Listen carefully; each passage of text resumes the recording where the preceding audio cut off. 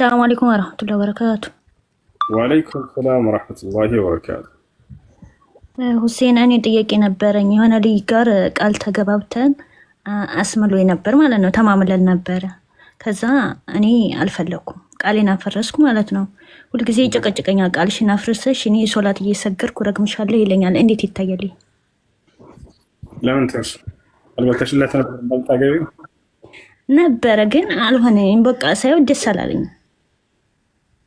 እዚህ ምክንያት ስለሆነ ውሸት አገኘሁበት። በቃ ተውኩት።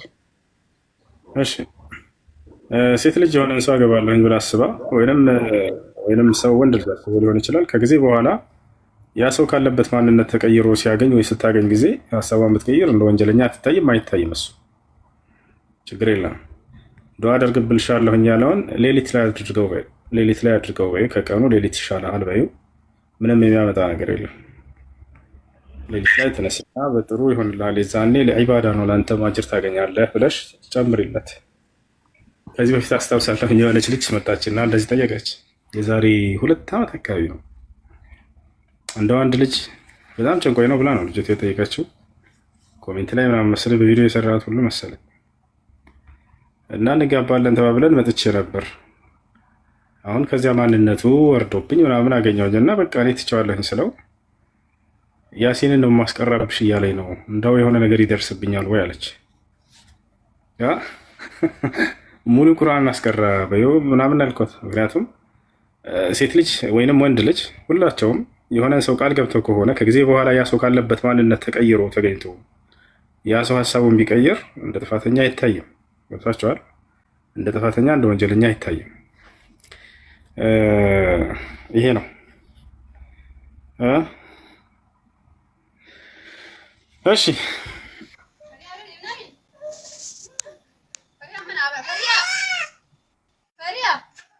ሁሱ ያለ ኒካ የተወለደ ልጅ ወርስ አይገባም ወይ? ያለ ኒካ የተወለደ ልጅ ያለ ኒካ የተወለደ ልጅ በዕለሞች መካከል ኺላፍ ቢኖረውም ትክክለኛው አቋም ግን ያለ በዝሙት የወለደ ሰው የአባትነት መጠሪያ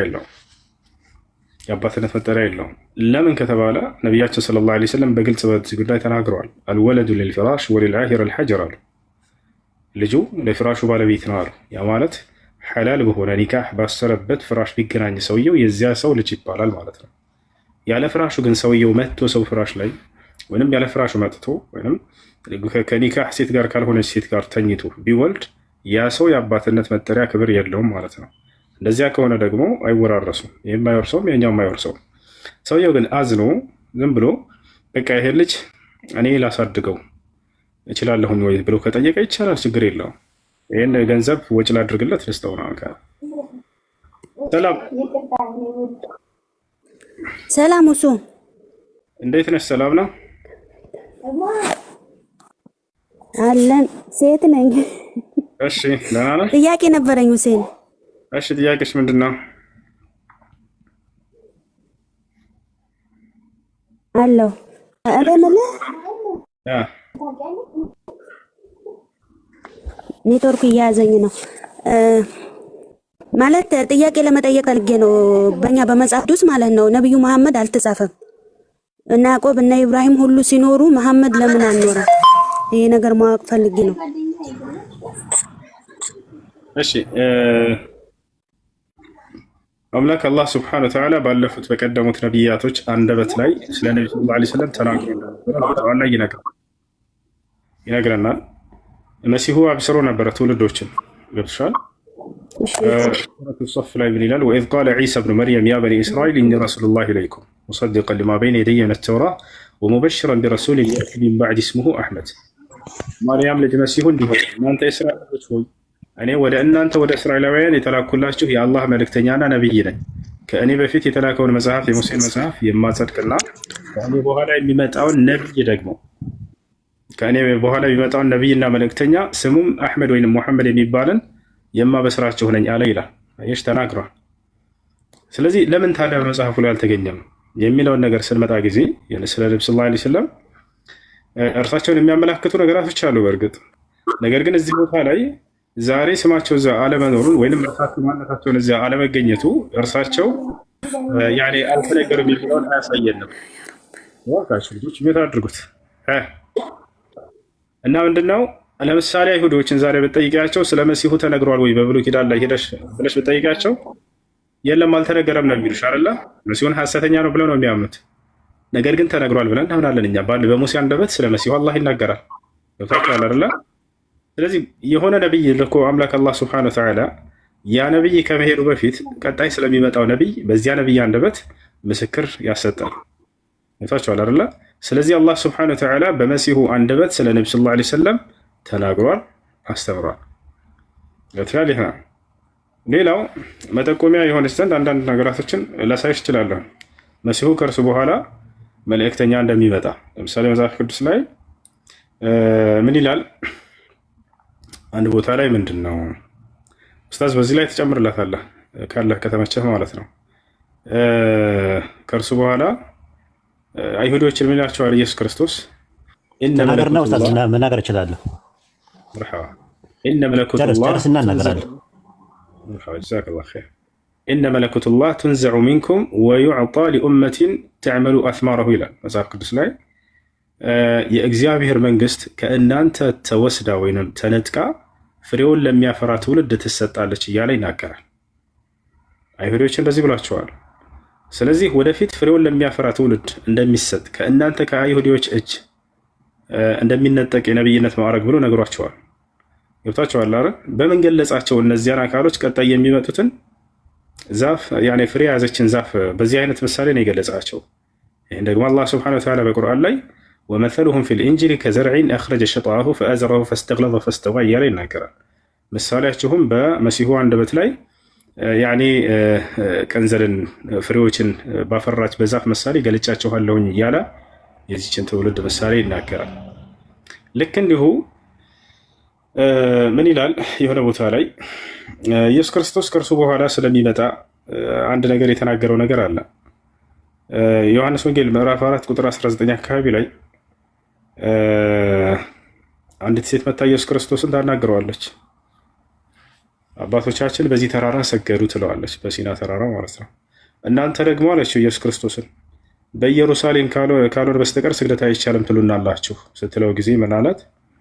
አንቺ ሴት እመኚኝ፣ እውነት እውነት እልሻለሁ ወደፊት በዚህ በኢየሩሳሌም የማትሰግዱበት ጊዜ ይመጣል ይላታል። ያ ማለት ከኢየሩሳሌም ስግደት አቅጣጫ የሚቀየርበት ጊዜ እንደሚመጣ እየነገራት ነው። ወደፊት እንደሚከሰት ይሄም ይነግራታል። ይህ ትንቢት በማን ላይ ነው የተፈጸመው? ይህ ትንቢት በማን ላይ ነው የተፈጸመው? በነቢዩ ሰለላሁ ዐለይሂ ወሰለም ላይ ነው የተፈጸመው። ሐዲስ ላይ ሰሃቦች ሲናገሩ ምን አሉ ስለዚህ ጉዳይ? صلينا مع رسول الله صلى الله عليه وسلم نحو 16 شهرا أو 17 شهرا إلى بيت المقدس ثم استقبلنا إلى القبلة كالله ملك تنيا كنبي صلى الله عليه وسلم قال ل16 እና ለ17 ወራት ያክል ወደ ኢየሩሳሌም አቅጣጫ ዞረን ሰገድን ታዘናል። አያችሁ፣ ከዚያም በኋላ ወደ ቂብላ እንድንዞር ታዘዝን ዞርንም ይላል ቁርአን ላይ አላህ فولي وجهك شطر المسجد الحرام ከዚህ በኋላ ፊትህን ወደ ካዕባ አቅጣጫ ዞረህ ስገድ ባላቸው ጊዜ እና ስለዚህ መሲሁም ብሎ ነበር እውነት እውነት እልሻለሁ ወደፊት ከኢየሩሳሌም አቅጣጫ የሚቀየርበት ጊዜ ይመጣል ብሏት ነበር። እንግዲህ በአምላክ ትእዛዝ በነቢይ ተግባር ነው ያ ትንቢት ሊፈጸም የሚችለውና ይህ በማን ላይ ነው የተፈጸመው ከተባለ ነብዩ ሰለላሁ ዐለይሂ ወሰለም ላይ ነው። ልክ እንዲሁ አንድ ነገር አለ። ምን ይላል መሰላችሁ? እዚህ ጋር በጣም የሚገርም ነብዩ ሰለላሁ ዐለይሂ ወሰለም የተናገሩት ከራሳቸው ከተናገሩት ስለ እርሳቸው የተነገረውን እያነሳኝ ነው የምነግራቸው። ራሳቸው ላይ ትንቢቱ መፈጸሙን ከሐዲስም ጋር እየተያያዘ አንድ የሆነ ጥቅስ ላሳያችሁ ላንብብላችሁ። እሺ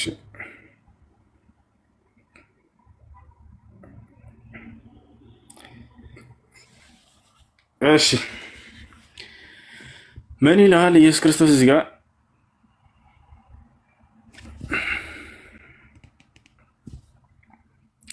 እዚህ ጋርችን አንድ ላሳያችሁ። በጣም በርካታ ቦታ ላይ ተጠቅሷል ይህ ትንቢት።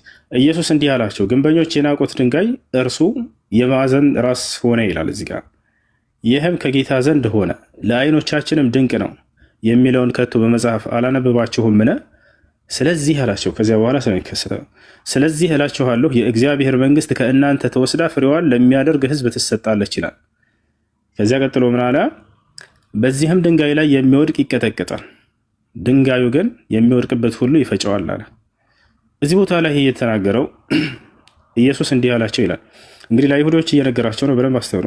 ግንበኞች የናቁት ድንጋይ እርሱ የማዕዘን ራስ ሆነ ይላል ነቢያችን ሰለላሁ ዐለይሂ ወሰለም። ሐዲስ ላይ በቀጥታ ይሄን ነገር ሲናገሩ እናያለን። መሰሊ ወመሰሉ ልአንቢያ ከመሰሊ ረጁልን በና በይተን፣ እኔና የቀደሙት ያለፉት ነቢያቶች ምሳሌ ልክ እንደ አንድ አካል የሆነን ግንብ ገነባ። ከዚያም በኋላ የሆነች ማዕዘን ቦታ ላይ አንዲት ክፍተትን ተወ። ከዚያም ሰዎች መጥተው ምንኛ ያማረ ቤት ነው ይሄ፣ ይህች ክፍተቷ ባትኖር ኑሮ ብለው ይናገሩ ጀመር። ከዚያም በመቀጠል አላህ ያችን ግንብ መዝጊያዋ ማለት ነው የቀረችው እኔ ነኝ ብለው ያ የማዕዘን ራስ ድንጋይ እኔ ነኝ ብለው ተናገሩ ነብዩ ሰለላሁ ዐለይሂ ወሰለም። የሚገርማቸው ያ የማዕዘን ራስ ድንጋይ እኔ ነኝ፣ ለዓይናቸውም ድንቅ እንደሆኑ ከዚያው ላይ ይናገራል። ሐዲሱን በቀጥታ ያሳያቸዋል። ግንበኞች የናቁት ድንጋይ እርሱ የማዕዘን ራስ ሆነ። ከሁላቸውም ካለፉት ከቀደምት ነቢያት ዋና መሆናቸው የተገለጸበት ነው። ያኔ የሁላቸውም ራስና ዋና ናቸው። ያ የማዕዘን ራስ ድንጋይ እኔ ነኝ የነቢያትን መደምደሚያ ነኝ ብለው የተናገሩበትን ግንብ የሚለው ልክ እንደ በነቢያት የተመሰለ ምሳሌ ነው። ማዕዘኑ ላይ የተተዋ እንደ ክፍተት ነበር። ያ የማዕዘን ራስ ድንጋይ ወይም ዋና ሆነው እርሳቸው እንደሚሞሉ ነቢያትን እንደሚፈጽሙ የተናገሩበትን እናየዋለን። ይህም ከጌታ ዘንድ ሆነ ይላል። ለዓይኖቻችንም ድንቅ ነው ይላል። ወሁ ዐጂቡን ፊ አዕዩኒና ይላል። ነብዩ ሰለላሁ ዐለይሂ ወሰለም ያዩት ሁሉ ይደነቃሉ ያን ግንብም እያሉ በሐዲስ ላይ የተናገሩበትን አሳያቸዋል። የሚለውን ከቶ በመጽሐፍ አላነብባችሁም ምን ይላል? ከዚያ በኋላ ስለዚህ እላችኋለሁ አላቸው። ስለዚህ እላችኋለሁ ኢየሱስ ክርስቶስ ለአይሁዶች ነው፣ የእግዚአብሔር መንግስት ከእናንተ ትወሰዳለች። ከዚህ በኋላ የነቢይነት ስራ የነቢይነት ማዕረግ ከአይሁድ እጅ እንደሚነጠቅ የነገራቸው ነው። ለማን ይሰጣል? ፍሬዋን ለሚያደርግ ህዝብ ትሰጣለች ያለ አላህ በቁርአን ላይ በመሲሁ አንደበት በፍሬ ምሳሌ ገልጫችኋለሁ ብሎ ሱረቱል ፈትህ ላይ ይናገራል።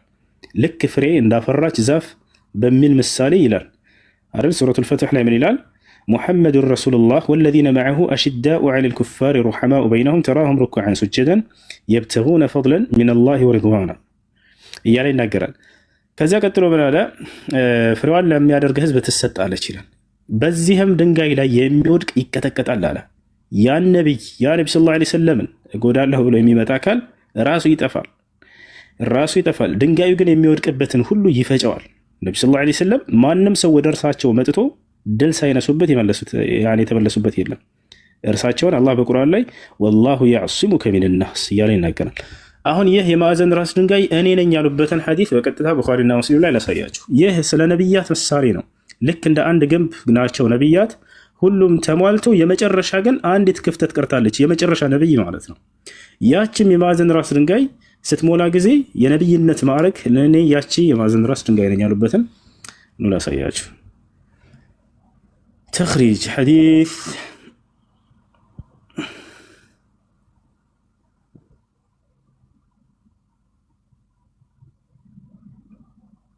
ፈአና اللبنة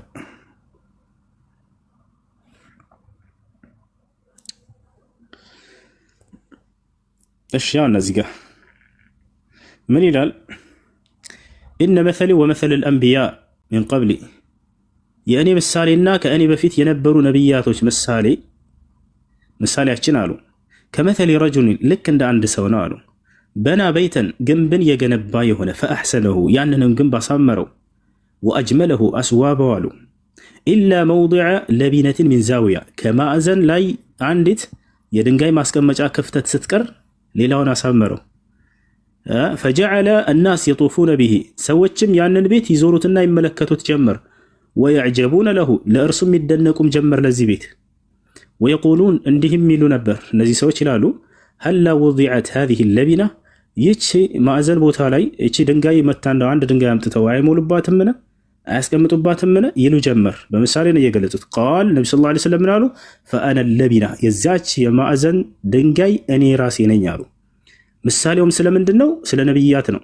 وانا خاتم النبيين እኔም የነብያት መደምደሚያ ነኝ አሉ። ይታያቸዋል። ስለዚህ እዛ ጋር ያኔ ግንብ ተብሎ የተገለጸው ምንድነው? ነብያት ናቸው። ሁሉም ተሟልተው ተልከው አልቀዋል ጨርሰዋል። የአንድ ነብይ ቦታ ሲቀር ወታቸዋል። ያም የማዕዘን ራስ የሁላቸውም ዋናና አለቃ ነው። ኻተሙ ነብይ የነብያት ሁሉ መደምደሚያ የዓለም ህዝብ ሁሉ ነብይ ናቸው፣ እርሳቸው ዋና ናቸው። እርሱም ለዓይናችን ድንቅ ነው ይላል። ያው ያ ግንብ ለሁሉም አስደናቂ ነበር። ወያዕጀቡነ ለሁ ለእርሱም ይደነቃሉ ይላል። እንዳጠቃላይ ያ ፈአነ ለቢና ብለው ቃል በቃል የዚያም የማዕዘን ራስ ድንጋይ እኔ ነኝ ብለው ተናግረዋል። ሐዲሱን ቡኻሪ 3535 ላይ ታገኙታላችሁ። ሙስሊም 2286 ላይ ታገኙታላችሁ። ይህ ነው። ኦኬ ኡስታዝ ቀጥል። ጀዛከላሁ ኸይር። ጀዛከላሁ ኸይረን ጀዛ። በጣም ደስ የሚል ነገር ነው። ኡስታዝ እሱ ካነሳው ከመጨረሻው የሚገርም የሚያጅብ ነው። የዳንኤል 2:44 ጋር የተገናኘ ነገር አለው። ይህ ማቴዎስ ወንጌል ምዕራፍ 21 ላይ አሁን ኡስታዝ እሱ የጠቀሰላችሁ ጥቅስ ኡስታዝ እስቲ መጨረሻ ላይ የሚናገረው አንድ ቁም ነገር አለ። ስለ ድንጋዩ የሚናገር አለ። በጣም ይገርመኛል። እስቲ ያውጣው ኡስታዝ። ያው ማቴዎስ 21 መጨረሻ ላይ ያለው ስለ ድንጋዩ ማለት ነው የሚናገረው። መጨረሻ ላይ የሚናገረው ነገር አለ። የእግዚአብሔር መንግስት ከእናንተ ትወሰዳለች፣ ፍሬ ለሚያፈራ ለሌላ ህዝብ ትሰጣለች ካለ በኋላ የሚናገረው አንድ ቁም ነገር አለ።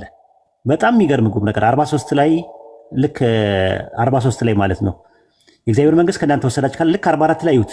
ወላሂ በጣም የሚገርም ነገር ነው። በደንብ አስተውላችሁ ተከታተሉ። በዚህ ድንጋይ ላይ የሚወድቅ ይቀጠቀጣል፣ ድንጋዩ የሚወድቅበት ሁሉ ይፈጨዋል ይላል። ይሄ ድንጋይ ምንድን ነው? በትንቢት ደረጃ የቱ ጋር ነው ያለው ስንል ስለ ረሱል ሰለላሁ ዐለይሂ ወሰለም መሆኑን የምታውቁት ዳንኤል ምዕራፍ 2 ኡስታዙ ሰው አውጣልኝ ከቁጥር 26 ጀምሮና እንየው። ይሄ በጣም የሚገርም ነገር ነው። በታሪክ ላይ የተፈጸመ ነው። ታሪካዊ ማስረጃ ያለው ነው። የሮሙ ባዛንታይን ኤምፓየር መጥቶ እስልምናን ከምድረ ገጽ አጠፋለሁ ብሎ የመጣበት ዋና ምክንያት ዳንኤል 2 ላይ ያለው ትንቢት ነው። ያ ትንቢት ምንድን ነው? እንየው። ትንቢተ ዳንኤል ምዕራፍ 2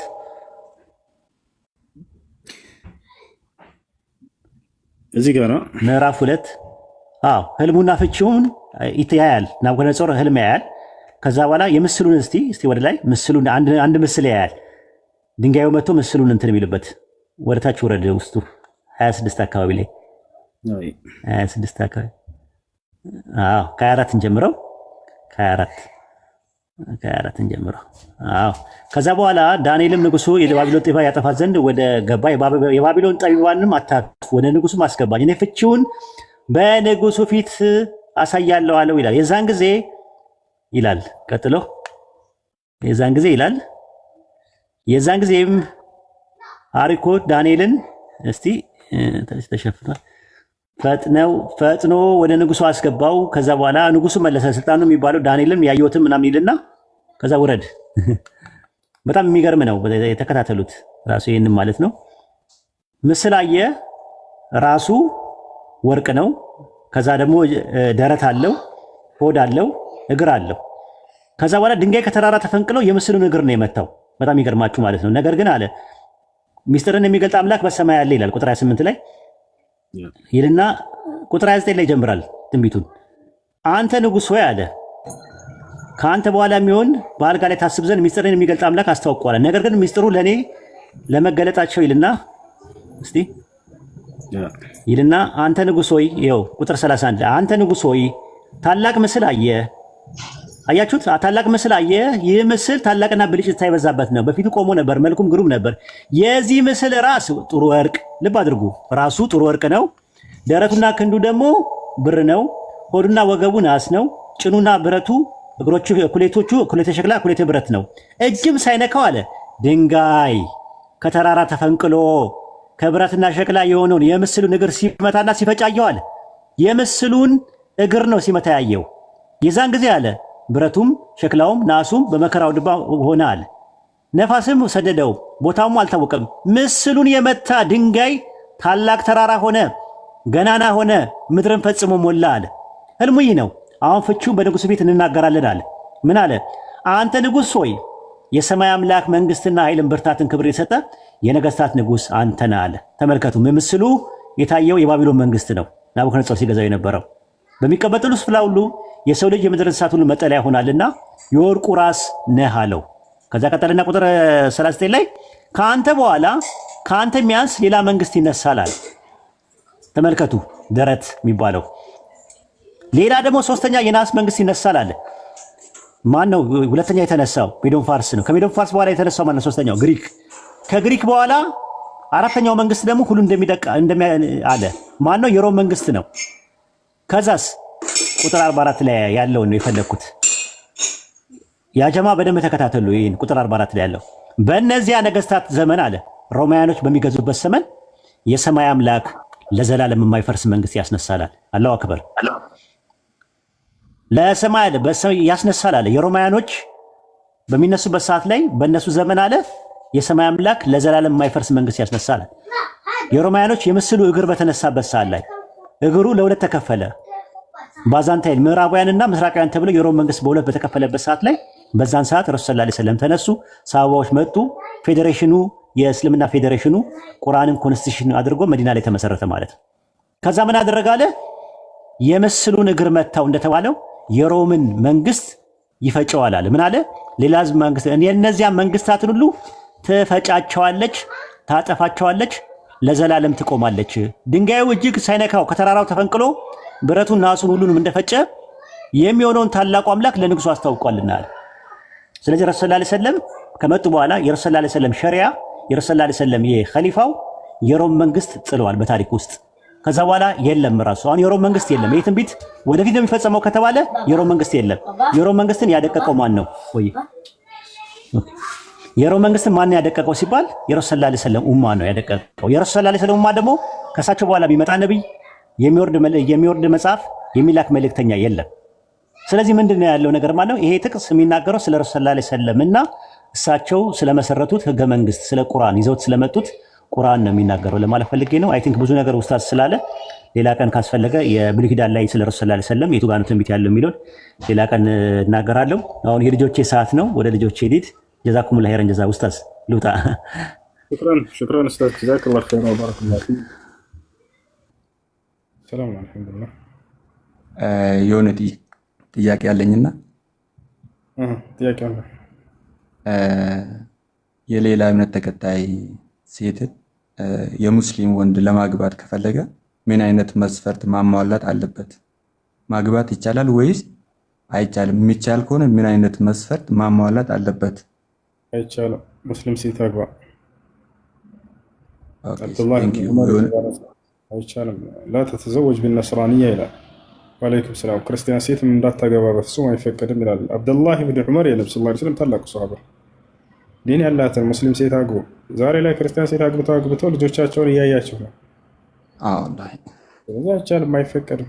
ነቢያችን ሰለላሁ ዐለይሂ ወሰለም ፈዝፈር ቢዛቲ ዲን አሉ። ዲን ያላትን መርጠህ አግባ ሙስሊሟን ብለዋል። ልጆችህን ነገ ጥለህ የምትሄደው ከእናትህ ስር ነው። ዛኔ ምን አይነት ልጆች እንዲሆኑ ነው። ስለዚህ አይቻልም፣ አይፈቀድም። ይሄ ሰው የሆነ መረጃ እንደ መረጃ አድርጎ የሆነ ቪዲዮ እንትን ብሎ ነበርና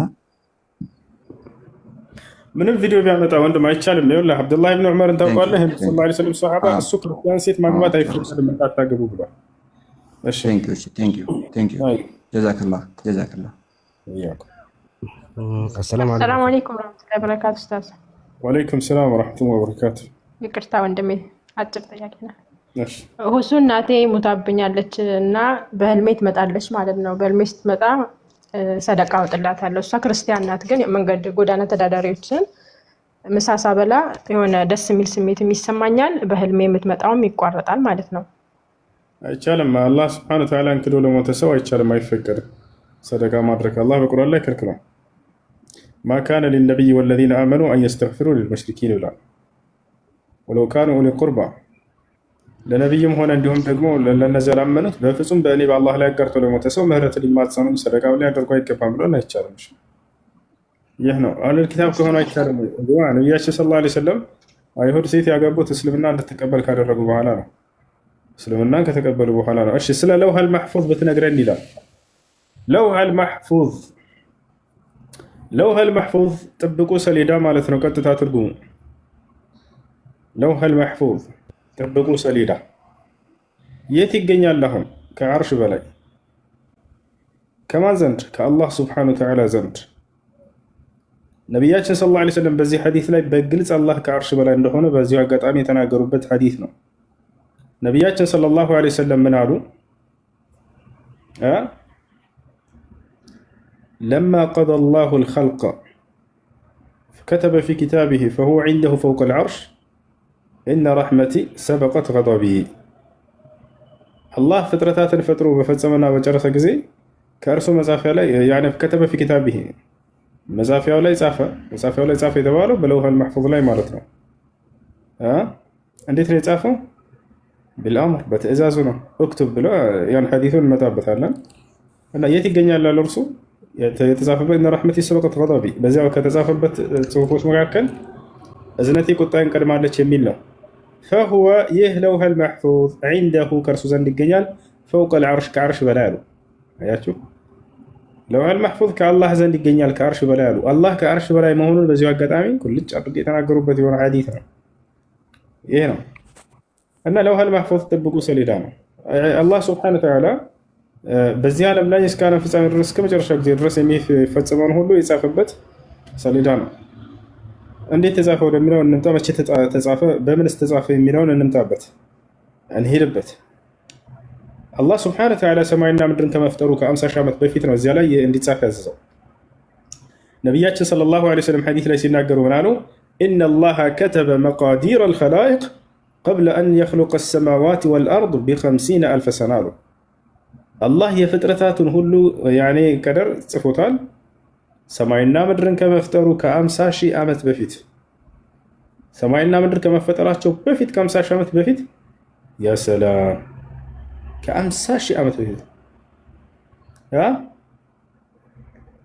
እኛና ነብዩ ሰለላሁ ዐለይሂ ወሰለም መካከል አሁን ያለችው ገና 1000 ምናምን ዓመት ነች 1446 ምናምን ዓመት ከ50 ሺህ ዓመት በፊት ሰማይና ምድር ከመፈጠራቸው በፊት የዛኔ ነው።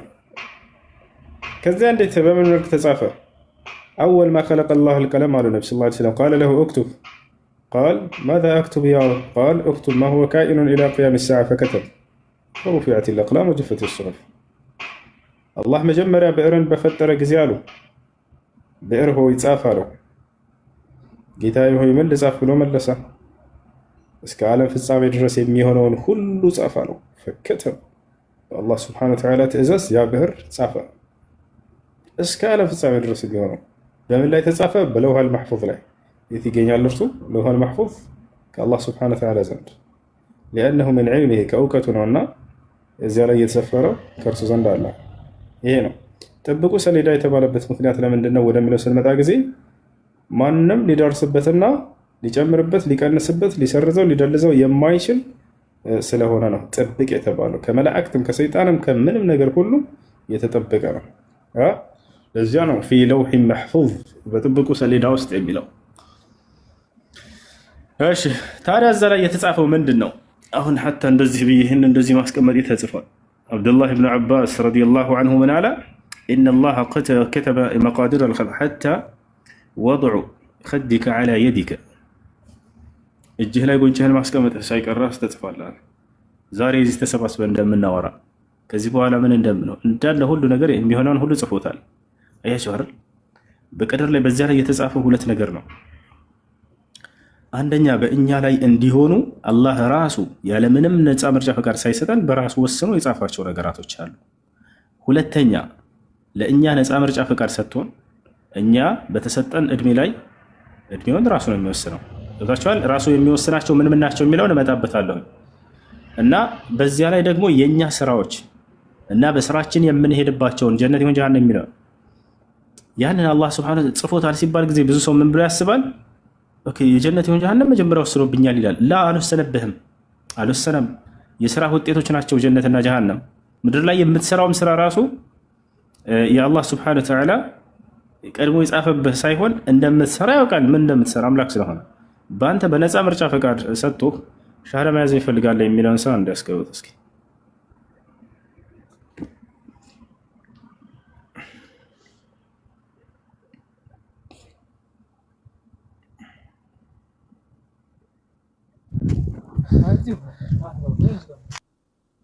እሺ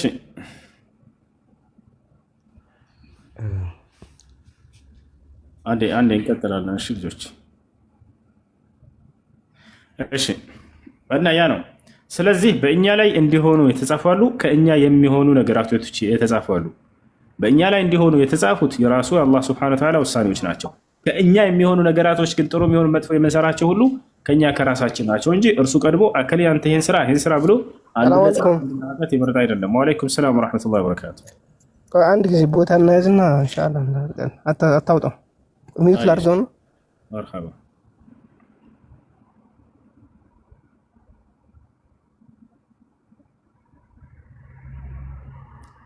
እሺ።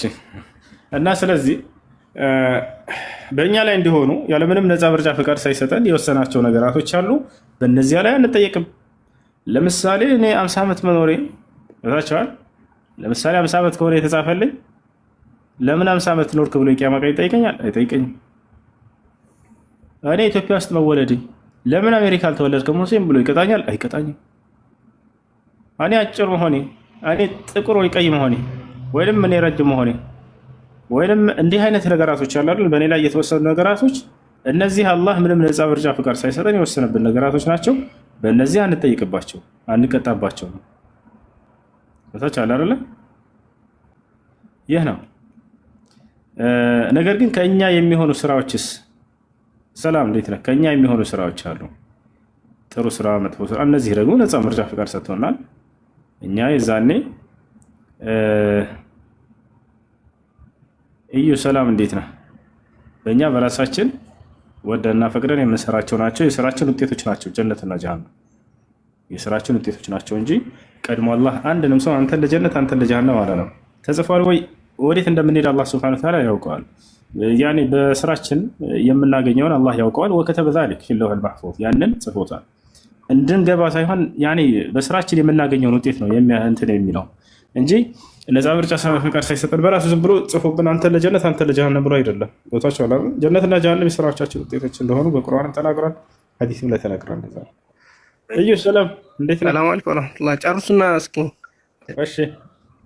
ወአለይኩም ሰላም።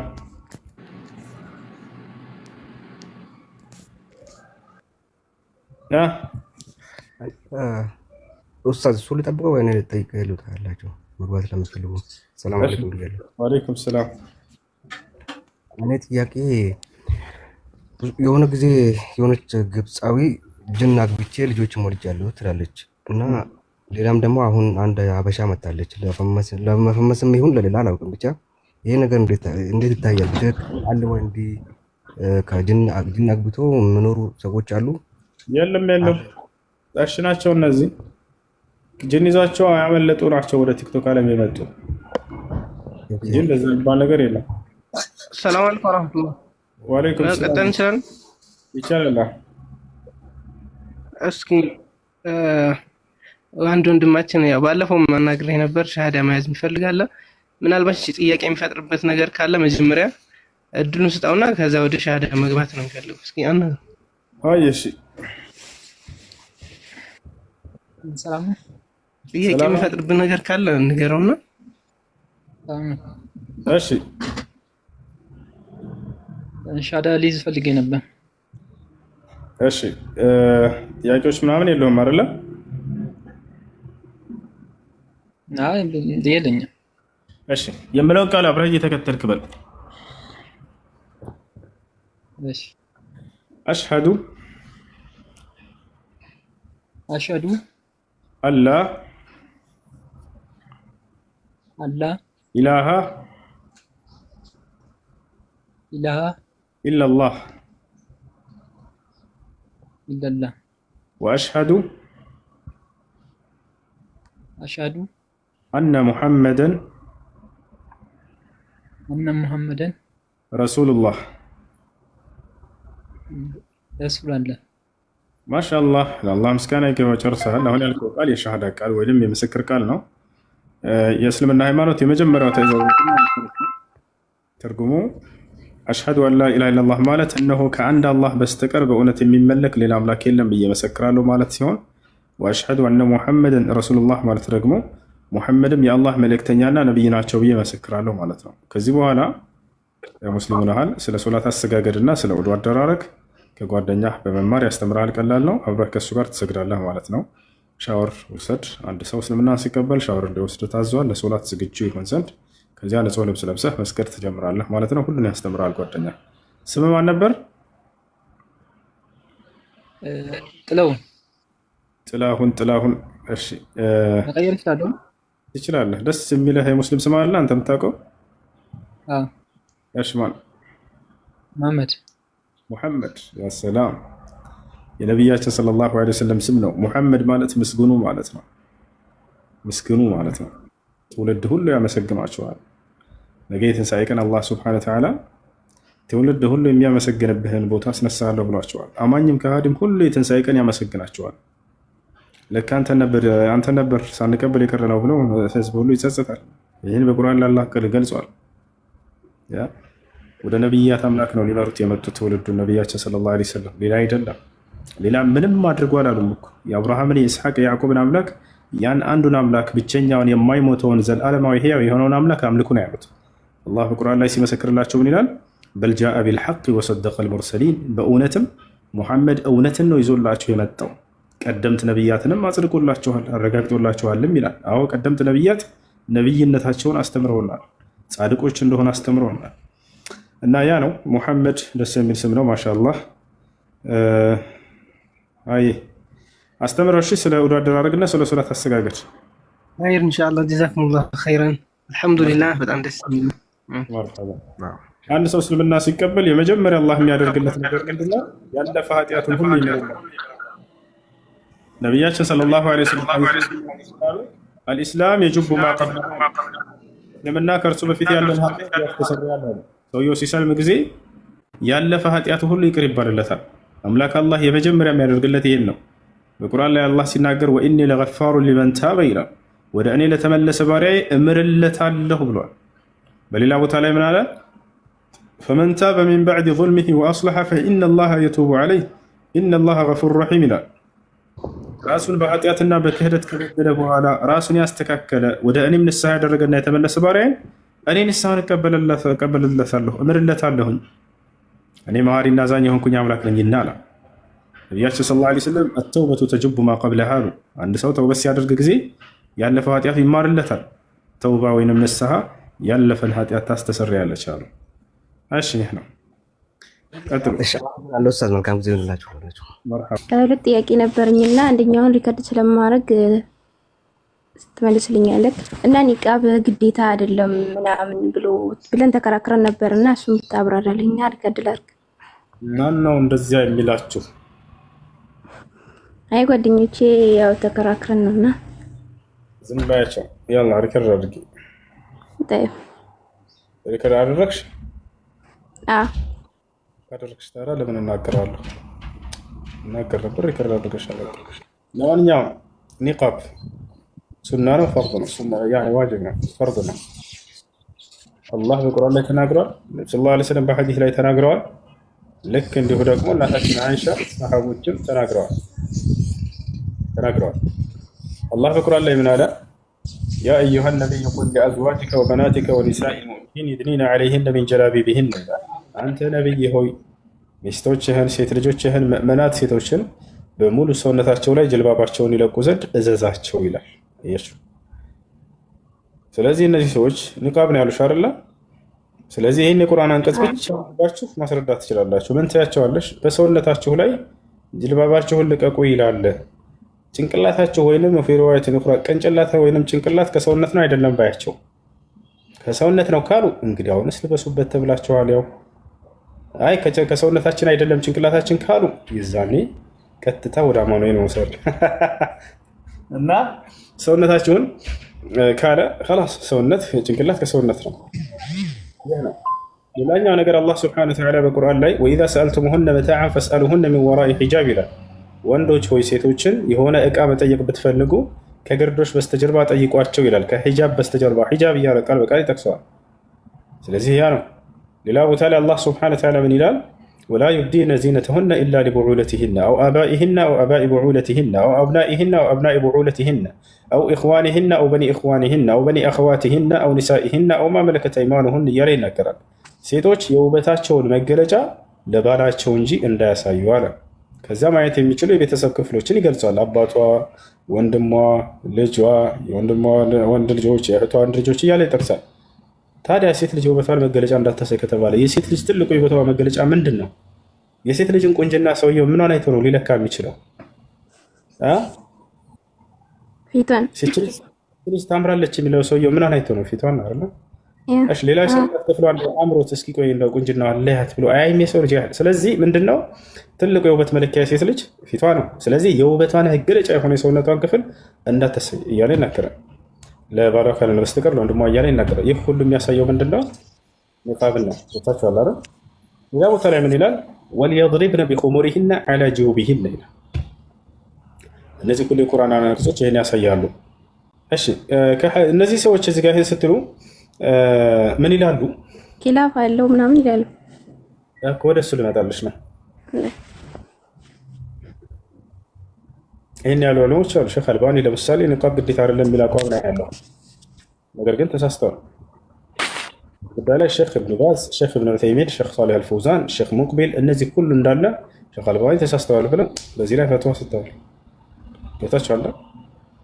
ስለዚህ እነዚህ ታላላቅ ዑለሞቻችን በግዴታነቱ ላይ ነው ያሉት። ይሄን ሁሉ ጊዜ ወንድም የሐዲስ ማብራሪያው የትጋር አድሩር ሰኒያ በቃ ኮይንት በቃ አድሩር ሰኒያ እሺ እነዚህ መጽሐፍ ይመጣል። እሺ ምንድነው ይሄን ስትሏቸው ጊዜ አይ ቃል በቃል ኒቃብ የሚለውን ቃል ነው የምንፈልገው ይልሻል አይደል? ቃል በቃል ጅልባብ ነው የተባለው። አዎ ጅልባብ ነው የተባለውና ቁርአኑ ላይ ቃል በቃል ኒቃብ የሚል ቃል አምጥልን ይላሉ።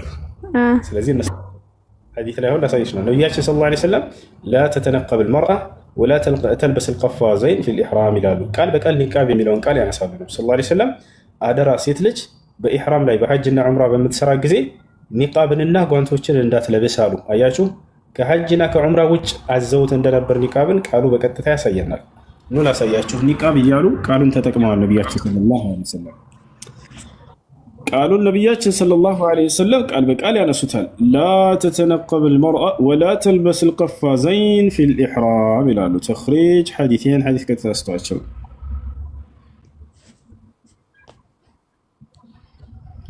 ጸጋው የበዛላቸው ሰዎች ታቢ ያደረጋቸው። እሺ ሙስሊም ማን ነው? ቡኻሪ 1838 ቡኻሪ 1838 ሙስሊም 1177 ነብያችን ሰለላሁ ዐለይሂ ወሰለም እዚህ ሐዲስ ላይ ቀጥታ ቃል በቃል ኒቃብ የሚለውን ያነሳሉ። ያ ኒቃብ የሚለውን ያነሳሉ። እሺ ምን አሉ? ቃመ ረጁል አንድ ሰው ቆመ። አብዱላህ ኢብኑ ዑመር ነው ሐዲስን ያስተላለፈው። فقال እንዲህ አለ ሰውየው ያ ረሱላህ አንቱ የአላህ መልእክተኛ ሆይ ماذا تأمرنا أن نلبس من الثياب في الإحرام ለሐጅና ለዑምራ ኢህራም በመናደርግ ጊዜ ምን ልብሶችን እንድለብስ ታዘናለህ ብለው ጠየቋቸው። فقال النبي صلى الله عليه وسلم ነብዩ ሰለላሁ ዐለይሂ ወሰለም እንዲህ አሉ لا تلبسوا القميص ወንዶች ሆይ ቀሚስን እንዳትለብሱ ولا السراويلات ሱሪዎችንም እንዳትለብሱ አያችሁ ولا العمائم ጥምጣምንም እንዳትለብሱ ولا البرانس ኮፍያንም እንዳትለብሱ إلا أن يكون أحد ليست له نعلان فليلبس الخفين አንዳችሁ ጫማ የሌለው እንደሆነ ግን ኹፎችን ይልበስ። ኹፍ ብሎ ማለት ከቆዳ ወይንም ከሌዘር የተሰሩ የሆኑ በካልሲ ልክ ያሉ ታውቋቸው ይሆናል እነሱ ናቸው። وليقطع أسفل يعني من الكعبين ولا تلبسوا شيئا مسه الزعفران ولا الورس ولا تتنقب المرأة المحرمة በኢህራም ላይ ያለች ሴት ደግሞ ኒቃብን እንዳትለብስ ይዛኔ አያችሁ አይደለ? ولا تتنقب ولا تنتقب ይቅርታ ኒቃብን እንዳትለብስ المرأة المحرمة ኢህራም ላይ ያለች ሴት ኒቃብን እንዳትለብስ ولا تلبس القفازين ጓንቶችንም እንዳትለብስ አያችሁ በኢህራም ላይ ሐጅና ዑምራ ስታደርግ ኒቃብን እንዳትለብስ ማለታቸው ከዚያ ውጭ ግን እንደፈቀዱት ያሳያል። ገብታችኋል አይደለ? ስለዚህ የዛኔ ነው የተከለከለው። እዚህ ጋር ሐዲሱን እንመልከተው እንለፈው አስር ስለደረሰብኝ የሁሉንም ማልፈን ስለ ኒቃብ የሚናገረውን ሸርህ እንመልከተው። እሺ ثم قال النبي صلى الله عليه وسلم ولا تنتقب المرأة المحرمة ولا تلبس القفازين والنقاب يا نقاب قال بقى النقاب هو الخمار الذي يسدل على الوجه በፊት ላይ የሚለቀቅ የሆነ ሻሽ ነው። አው يعني ከላይ ከለቃችሁ ወደፊት የምትለብሱት የሻሽ አይነት ኒቃብ የሚባለው አው تحت محاجر العين فتستر به المرأة وجهها ሴት ልጅ ፊቷን የምትሸፍንበት የልብስ አይነት وتفتح لعينيها بقدر ما تنظر منه አይኖቿ ላይ ደግሞ ትከፍታለች ከእርሱ ለምትመለከትበት ልክ ያክል ለምታይበት ማለት ነው። والقفاز هو شيء تلبسه النساء في أيديهن يغطي الأصابع والكف والساعد هنا وغوانتن كذا من الرداء النبي صلى الله عليه وسلم نقابا قال بقال عند تكسوت ነው ከዛ በኋላ